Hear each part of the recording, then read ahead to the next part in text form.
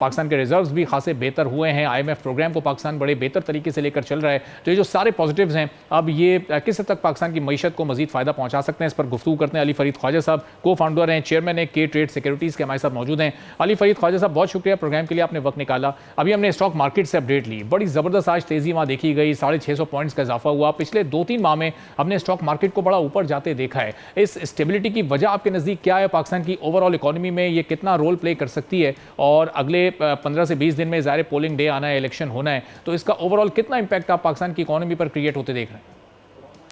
जी, आपने बिल्कुल सही कहा कि पाकिस्तान की स्टॉक मार्केट ना ही सिर्फ पिछले 2-3 माह से, मगर उससे भी पहले जून से stock market is up more than 60%। तो बहुत स्ट्रॉन्ग रैली है, दुनिया की one of the best performing market हुई है since June of last year.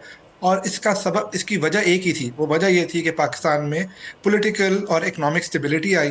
Political stability आई, एक गवर्नमेंट आई जिसने रिफॉर्म्स का प्रोसेस स्टार्ट किया, आईएमएफ के प्रोग्राम में जी, गई। तो अली साहब, आप अपनी गुफ्तगू को भी आप मुकम्मल कीजिएगा अपने पॉइंट को, साथ ही सवाल भी ले लीजिएगा कि जो ग्रोथ रेट की एक्सपेक्टेशन की जा रही है कि इसमें एक बड़ा इजाफा देखने में आएगा, अब ये कैसे मुमकिन हो सकेगा और पाकिस्तान के लिए इस वक्त ये इंपॉर्टेंट कितना है?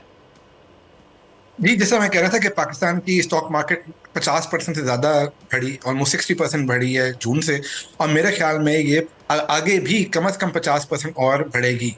तो मेरे ख्याल में पाकिस्तान स्टॉक एक्सचेंज का जो इंडेक्स है वो $100,000, 100,000 के लेवल को क्रॉस कर देगा। और उसकी वजह बड़ी सिंपल है। उसकी वजह यह है कि मार्केट इस वक्त सिर्फ कैचअप ट्रेड कर रही है।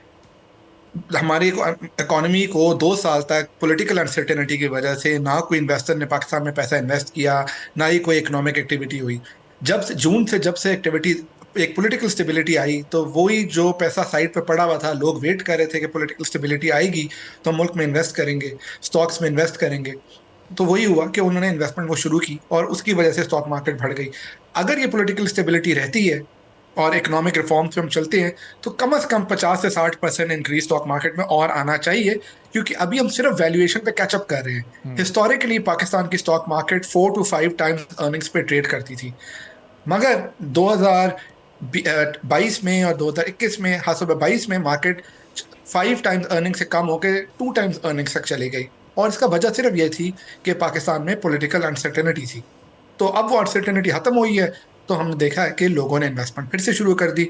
सबसे पॉजिटिव इसका जो इंडिकेटर है वो ये है कि ना सिर्फ पाकिस्तान के अंदर जो इन्वेस्टर्स है वो इन्वेस्ट कर रहे हैं, ओवरसीज इन्वेस्टर्स भी पिछले फोर्थ क्वार्टर में पहली दफा नेट पॉजिटिव इन्वेस्टर्स हुए पाकिस्तान के अंदर। उससे पहले पिछले 5 साल से वो लगातार मुल्क से पैसा बाहर ही निकाल रहे थे।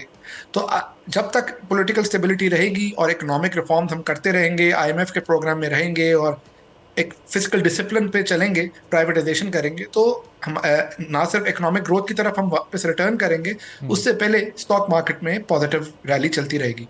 लेकिन अली फरीद साहब, ये आईएमएफ के प्रोग्राम में रहने का मतलब तो ये है कि पाकिस्तान का डेट बढ़ता जाएगा, पाकिस्तान पर जो ओवरऑल कर्जा है उसमें इजाफा होता जाएगा। हम देख रहे हैं कि जब कोई अगली नई हुकूमत आती है वो आईएमएफ के पास बड़े प्रोग्राम के लिए जाती है और फिर उसके कर्ज की वापसी, जो इंस्टॉलमेंट्स होती हैं, उन किस्तों पर भी हमें सूद देना पड़ता है। तो हम पाकिस्तान के ओवरऑल मसले को हल की जानिब ले जा रहे हैं या पाकिस्तान को मजीद मुश्किलात में धकेल रहे हैं?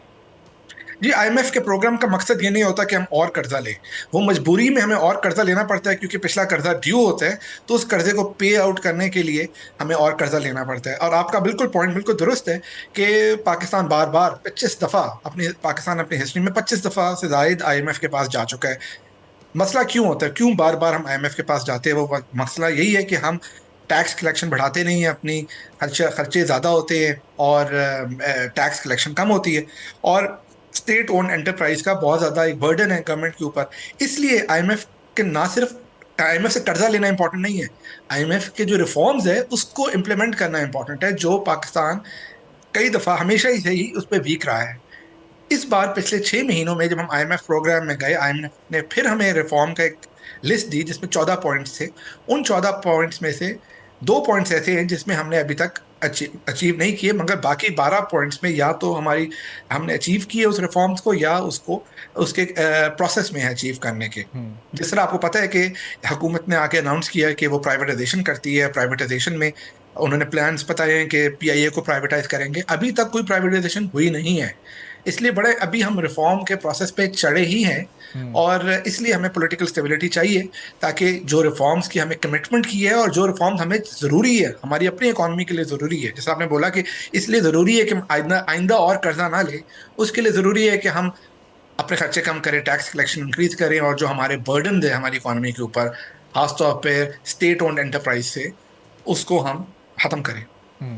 तो अली फरीद साहब, ये हमने पिछला जो फिस्कल ईयर देखा, उसके जो दो भी क्वार्टर्स गुजरे हैं, पहला जुलाई से सितंबर तक, फिर अक्टूबर से दिसंबर तक, तो उसमें ऑलमोस्ट सारे टारगेट्स को मीट किया गया है और बहुत बेहतर अंदाज से पाकिस्तान की इकॉनमी को स्टेबल करने की कोशिश की जा रही है। लेकिन अब चूंकि 15 से 20 दिन के बाद नई गवर्नमेंट आनी है, उसके लिए कितने बड़े चैलेंजेस होंगे, उनको अपना बजट भी देखना है, उनको IMF के साथ डील भी करना है, फिर ये जो टारगेट्स हैं इस फिस्कल ईयर के, उसको भी मीट करना है। तो आने वाले अगले 15 से 20 दिन में आप इस इकॉनमी में मजीद स्टेबिलिटी देख रहे हैं, पॉलिसीज़ की कंटिन्यूएशन देख रहे हैं, और फिर उसका क्या इम्पैक्ट क्रिएट हो सकता है ओवरऑल?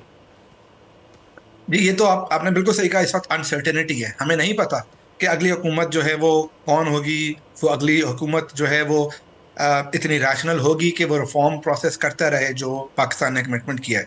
हमें उम्मीद है कि वो करेंगे, क्योंकि ऑफिशियली सारे यही कहते हैं आने से पहले कि हम रिफॉर्म्स करेंगे, हम प्राइवेटाइजेशन करेंगे, हम कर्जे को कम करेंगे, इकॉनमी को बेहतर दुरुस्त पे चलाए, उस जगह पे चलाएंगे। तो इस वक्त तो सारी पार्टीज यही बोल रही हैं, मगर अनसर्टेनिटी बिल्कुल है इलेक्शंस की वजह से, और इसीलिए ही मार्केट जो है वो वॉलेटाइल है इस साल। क्योंकि हमें we are hoping that our political leaders have learn the lesson from the past, क्योंकि पिछला ट्रैक रिकॉर्ड तो कोई ज्यादा अच्छा नहीं है किसी का भी। और फिर अली फरीद साहब, अगर ये प्राइवेटाइजेशन की तरफ जाते हैं, जो कि आहिस्ता आहिस्ता गवर्नमेंट्स की एक डायरेक्शन भी है कि उस तरफ जाना है, और ऐसे वो बड़े इदारे जो कि पाकिस्तान की इकॉनमी पर बोझ हैं, फिर उनको प्राइवेटाइज करना है, तो ये कितना लॉन्ग टर्म प्रोसेस होगा? इसके लिए कौन से स्टेप ज़रूरी हैं? अभी से किन ग्राउंड्स पर काम करना होगा इसके लिए? ये बहुत इंपॉर्टेंट है हमारी इकॉनमी के लिए। हर साल जो है हमें $2 से $4 बिलियन का हमें नुकसान होता है एंटिटीज से। साल साल से हम सबको ये पता है कि ये एंटिटीज जो है इनएफिशिएंट है, चलती नहीं है, सर्विस नहीं दे सकती। कुछ एंटिटीज इनमें से बंद हो गई है। पाकिस्तान स्टील मिल्स, अगर आपको याद हो, आज से 10-12 साल पहले प्राइवेटाइज होनी थी, और वो फिर नहीं हो सकी, और वो दिन और आज का दिन उसका कोई बायर नहीं है, वो एंटिटी ही बंद हो गई है।